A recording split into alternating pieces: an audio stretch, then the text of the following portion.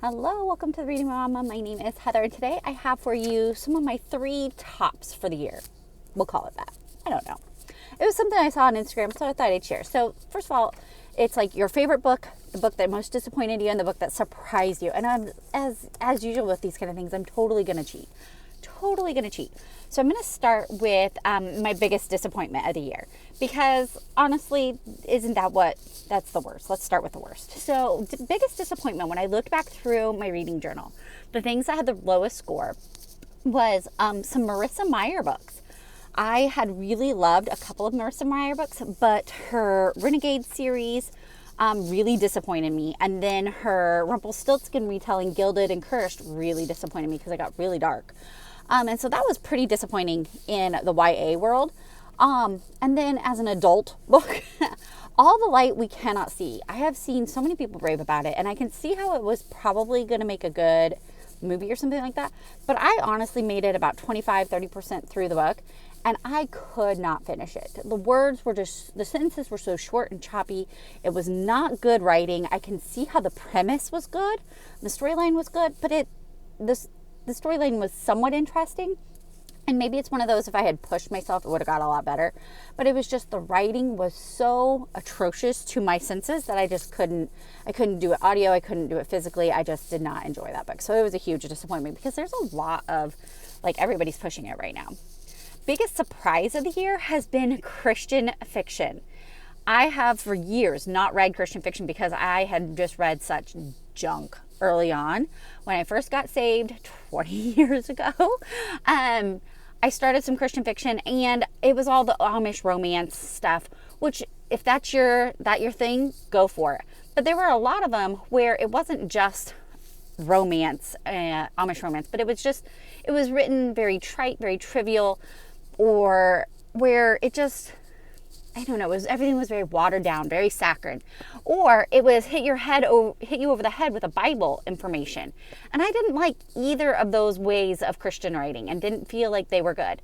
However, this year I have found some phenomenal Christian authors. And I thank Chantel for pointing them out to me, because I really was not wanting to give this another try. If you go back and look at my first videos, I say Christian romance, those are not my thing, okay?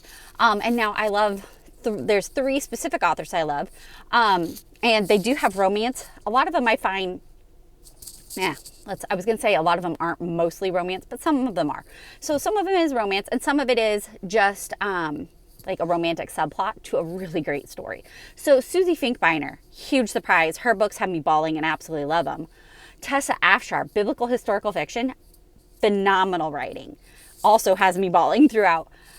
Michelle Shockley, absolutely phenomenal writing. I just finished The Women of Oak Ridge, and the gospel is presented so perfectly, so clearly in it.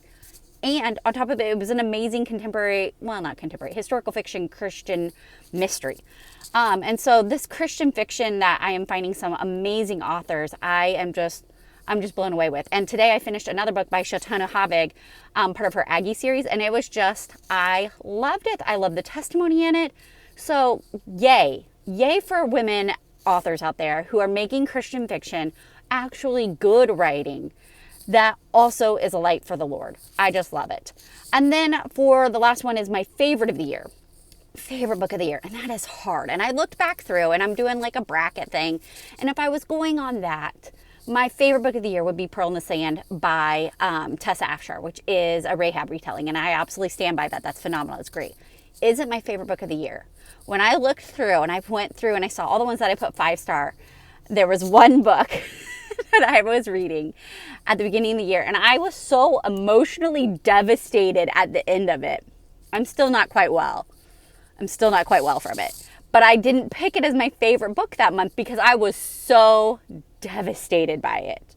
But I have to tell you, Hero of the Ages by Brandon Sanderson is one I think about almost every day, because the whole Mistborn series is just mind-blowing, phenomenal. Absolutely love it.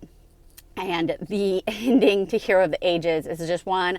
I keep playing that book over and over. So many components of it, so much of it, and trying to think and figure it out. And Yeah, so Hero of the Ages, I think, is going to, even though it's not the top of my bracket right now, because I was devastated at the end of January, I think, though, it will be possibly the best book of the year. There's a lot of books left, but I have already read 110 books.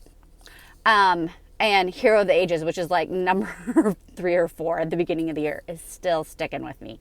So that is my favorite book of the year. So I'll put the prompts down below if you're interested in doing this, but it's your favorites of the year. So you have your, or your, I don't know, favorites of the year? We'll call it that. Biggest surprise, biggest disappointment, and best book you've read. So thank you so much for watching and have a blessed day.